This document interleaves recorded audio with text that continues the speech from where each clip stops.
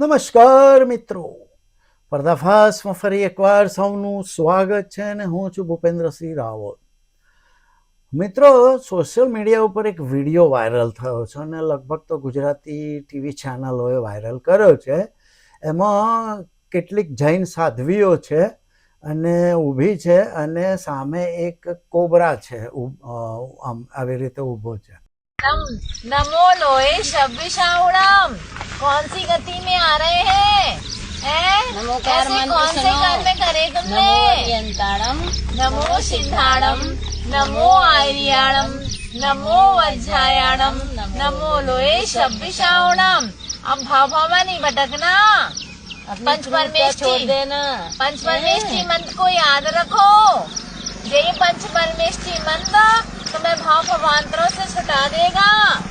अब किसी को डसना नहीं. कौन से पाप कर्म करे थे तुमने?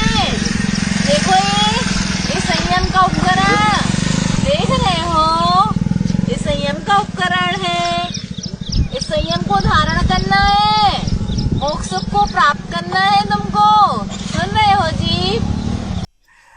મારે કોઈની ધાર્મિક લાગણી દુભાવવાની નથી. મારે ખાલી સાયન્ટિફિક તથ્યો જ કહેવા છે. મારે કોઈ ધાર્મિક લાગણી તમારી નાજુક દુભાઈ જાય ને બૂમાબૂમ કરતા કોઈ દોડ્યા ના આવતા. એટલે ટીવી મીડિયાને તો પેલું શું કહેવાય, સાયન્ટિફિક ટેમ્પર ને એ બધી બંધારણની કલમોની કંઈ બહુ પડી હોતી નથી. એમને તો ટીઆરપીની જ પડી હોય છે, એટલે આવા વિડીયો વાયરલ કરતા હોય છે.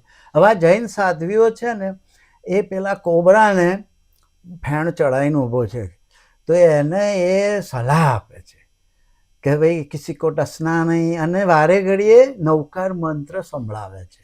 લગભગ 2-3 વાર નવકાર મંત્ર સંભળાવે છે અને સલાહ આપે છે કિસી કો ડસના નહીં, કોન સે પાપ કિએ હે ને આમ ને તેમ ને. પણ મારું એ કહેવું કે આ સાધ્વીઓને ખબર નહીં હોય ને, એમાં ઘણી તો યંગ છે, 1-2 સાધ્વીઓ તો યંગ છે. એમને ખબર નહીં હોય, ભણવામાં નહીં આવ્યું હોય કે સાપને કાન જ નહીં હોતા, સાપ બહેરો હોય છે, સાપ કશું સાંભળતો નથી. અને તમે નવકાર મંત્ર બોલો, હિન્દી બોલો, એ સાપને થોડી તમારી ભાષા સમજ પડવાની હતી. હે, આમે માનો સાપ બહેરો ના હોય તો એ તમારી ભાષા તો એને આવડવાની ના હોય. સાપને કાન જ નહીં હોતા, એ બહેરો જ હોય છે. એને ખાલી જમીન લેવલે અવાજના જે મોજા આવે એના સ્પર્શે શરીરને, એનાથી જ એ જાગ્રત થતો હોય ને દોડાદોડ કરતો હોય. પણ એને કંઈ હવાથી કોઈ મોજા અવાજના આવતા નથી હોતા. અને આ સાધ્વીઓ એને જાણે એટલી જાણે ઉપદેશ આપતી હોય એમ મંડેલે તો મને હસવું આવતું હતું કે તમે થોડું કંઈ એ નથી એમ કે. પણ જો કે એવા અમુક શબ્દો વાપરીએ તો પાછા આપણા જૈન સમુદાયના મિત્રોને ખોટું લાગી જાય, એટલે આકરા શબ્દો વપરાઈ જાય મારથી તો. મિત્રો, મહત્વની વાત એ છે કે સાપ જોડે એવું બ્રેન જ નથી. આપણી જોડે સૌથી મોટું બ્રેન માણસ જોડે છે. લિમ્બિક સિસ્ટમ છે ને નાનું મગજ ને મોટું મગજ. સાપ જોડે તો એવું નાનું મગજ જ નથી. મોટું મગજની તો વાત જવા દો, નાનું મગજ આપણી જોડે છે એવું નથી. એની જોડે એક સરીસર્પનું જે બ્રેન કહેવાય, રેપ્ટાઇલ બ્રેન, સૌથી નાનું, સૌથી આદિમ મગજ જે કહીએ એ જ છે. એ તો આપણી અંદર એ છે. આપણી અંદર પણ રેપ્ટાઇલ બ્રેન છે સૌથી નીચે. તો એની જોડે એવું કોઈ બ્રેન જ નથી કે જે બધું થિંકિંગ કરે અને બધું વિચારે ને તમે બોલો એ સાંભળે ને પછી તમે કહેશો હવે તું જતો રહે ભાઈ ને કોઈને હિંસા ના કરીશ ને, કિસી કો ડસના નહીં હે તો ડસશે નહીં ને એવું બધું. એને કે એની જોડે બ્રેન જ નથી. કાન નહીં તો એ સાંભળવાનું નથી, અને કદાચ કાન હોય તો એની જોડે બ્રેન જ નથી. એવું બ્રેન એની જોડે આપણા જેવી લિમ્બિક સિસ્ટમ એ નથી. મોટા મગજની તો વાત જ જવા દો. એની જોડે આવું બધું પૃથક્કરણ કરે એવી લિમ્બિક સિસ્ટમ જ નથી. એની જોડે અમુક ન્યુરોકેમિકલ છે, એ બધું બહુ લાંબુ વિડીયો થઈ જાય, કે જે એને શરીર નિયંત્રણ માટે જરૂરી હોય, પ્રજનન માટે, સંકોચાવા માટે ને એ બધા જે પણ બધા કામકાજ માટે જરૂરી કેમિકલ છે એ એનું નાનું સરીસર બ્રેન છોડતું હોય, બસ. બીજું તમને કહું કે તમે મનુષ્યોએ નહોતા ને આ પૃથ્વી ઉપર, તમારા એકેય ધર્મ નહોતા, મનુષ્યો જ નહોતા, ત્યારનો સાપ છે આ પૃથ્વી ઉપર. ધર્મો તો હમણાં આવ્યા, 2-5 હજાર વર્ષની બધી પેદાશ છે બધા ધર્મો, એટલે તમે મોક્ષ ને ફોક્ષ ને બધી નાટક બધા ચાલુ કર્યા છે. આ જન્મ ફલાણો જન્મ કોણ સે પાપ કિए હે? અરે ભાઈ સાપે કોઈ પાપ નહીં કર્યું. ઉત્ક્રાંતિના ક્રમમાં એનો વિકાસ થયો છે. માણસનો વિકાસ, આપણો જે હોમોસેપિયન હાલ છે એ માણસનો વિકાસ 3 લાખ વર્ષ પહેલા શરૂ થયો છે. 3 લાખ વર્ષ પહેલા. પણ સૌથી જૂના ફોસિલ ને એ બધું મળ્યું હોય તો 28 લાખ વર્ષ પહેલાનું મળ્યું છે. પણ એ આજનો હોમોસેપિયન નથી, એ જુદી માનવ જાત છે.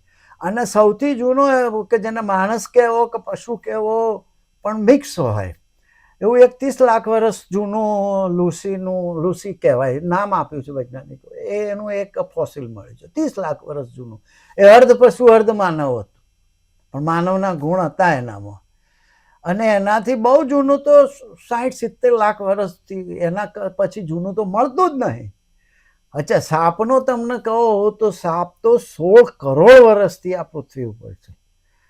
16.7 એટલા જૂનામાં જૂના ફોસિલ મળ્યા છે. એનાથી જૂનો હશે તો વૈજ્ઞાનિકોને ખબર નથી, પણ જૂનામાં જૂનું ફોસિલ જે મળ્યું હોય નમૂનો એ 16.7 કરોડ 167 મિલિયન વર્ષ જૂનું મળ્યું છે. એક સમય સાપ અને ડાયનોસોર પણ જોડે રહેતા હતા. એટલે ડાયનોસોરનો જુરાસિક મિડલ એજ કરો ને ત્યારનો સાપ તો આવી ગયો હતો. ઇવન લગભગ 10 કરોડ વર્ષ તો સાપ અને ડાયનોસોર જોડે રહ્યા છે. એટલે ડાયનોસોર તો સાપ કરતાંય જૂનો છે. સાપ કરતાંય જૂનો છે. સાપ પછી વિકસ્યો, પણ 100 મિલિયન એટલે 10 કરોડ વર્ષ તો સાપ અને ડાયનોસોર જોડે રહ્યા. પછી ડાયનોસોરનો નાશ થયો, પછી સાપની વસ્તી વધીને વિકાસ થયો. ડાયનોસોર છે ને એ આર્કોસૌરિયા જાત કહેવાય, અને સાપ છે એ લેપિડોસોરિયા કહેવાય. પણ સાપ છે એ ઘરોળીની વધારે નજીક છે. બંને સરીસૃપ જ છે, ડાયનોસોર અને સાપ. પણ સાપ બહુ વર્ષો પહેલા એમના પૂર્વજો જુદા થઈ ગયા હોય, પણ ઘરોળી અને સાપ બહુ નજીકના રિલેટિવ છે. હવે ભારતમાં સાંજે ઇન્ડિકસ નામનો સાપનો નમૂનો મળ્યો છે. એ લગભગ 7 કરોડ વર્ષ જૂનો મળેલો છે. લગભગ 6.7 to 7 કરોડ વર્ષ જૂનો સાપનો ફોસિલ ભારતમાંથી મળેલો છે. તો માણસ ભારતમાં આવ્યો નહોતો, ધર્મોય નહોતા, બુદ્ધય નહોતા, મહાવીરે નહોતા. અને જૈન ધર્મ હાલનો ગણ્યા તો 2500 વર્ષ જૂનો, બૌદ્ધ ગણ્યા તો 2500, મહાવીર ને બુદ્ધ સમકાલીન હતા, 2500 વર્ષ જૂના. અને હરિહંતાણમ ને બધા જે બૌદ્ધ મંત્રો હોય જે બધું એ હમણાં આવ્યું 2500 વર્ષ પહેલા. સાપ તો 16-17 કરોડ વર્ષ જૂનો છે. અને એ તો ઉત્ક્રાંતિના ક્રમમાં એનો વિકાસ થતો હોય, અને જે ડંખે છે એ તો બીકનો મારે, સર્વાઈવલ માટે ઉત્ક્રાંતિમાં એક વિકસેલી છે, એક ટેકનિક વિકસેલી છે. સાપનું ઝેર તમે પી જાઓ તો મરી ના જાઓ, લોહીમાં ભળે તો મરી જાઓ. એટલે તમારા મોઢાથી માંડીને પાચન તંત્રના એન્ડ સુધીમાં કશું ખરોચ ના હોય, સ્ક્રેચ ના હોય ને તો સાપનું ઝેર તમે આરામથી પી શકો ને બીજા દિવસે નીકળી જાય, કશું ના થાય. પણ રસ્તામાં ક્યાંક ખરોચ હોય, અન્નનળીમાં, જઠરમાં અલ્સર હોય, નાનું સ્ક્રેચ હોય, દાંતમાં સ્ક્રેચ હોય, મોઢામાં હોય ને, બ્રશ કર્યું હોય સ્ક્રેચ, તો એ લોહીમાં જાય તો તમે મરી જાઓ. એટલે સાપનું ઝેર પીવાથી એ મરી નથી જવાતું. એક જાતના પ્રોટીન જ હોય છે, અને એણે સર્વાઈવલ માટે વિકસાયેલી ટેકનિક છે. અને એને પગ પડે, બાકી એમ તો સાપ કોઈને અડતોય નહીં, બિચારો ખખડાવ તો જતો રહે, પણ એને લાગે કે સર્વાઈવલ માટે જોખમ લાગે એટલે બટકું પડે. એમાં શું પાપ થઈ જવાના હતા? કોઈ પાપ નહીં કરે. અને કોણ સે પાપ કિए હે? એટલે આ સામાન્ય નોલેજ પણ આ સાધ્વીઓને નથી. અને એમાં ભણેલી અમુક તો યંગ હતી એટલે એમને તો ખબર હોવી જોઈએ. અને રસ્તે જનારા એમ કરતા હતા, મને આપણા જેવો હોય તો કે બેન તમે આ ખોટી માથાકૂટ કરો છો, એને કાન જ નહીં, તમે ત્યાં ઘેર જાઓ. એટલે મિત્રો, આ જસ્ટ મારે તો એક શું કહેવાય વૈજ્ઞાનિક તથ્યો કહેવાતા. આપણે કોઈની ધાર્મિક લાગણી દુભાવવી નથી. એટલું કહીને મારી વાત પૂરી કરવા આવજો. Bye bye.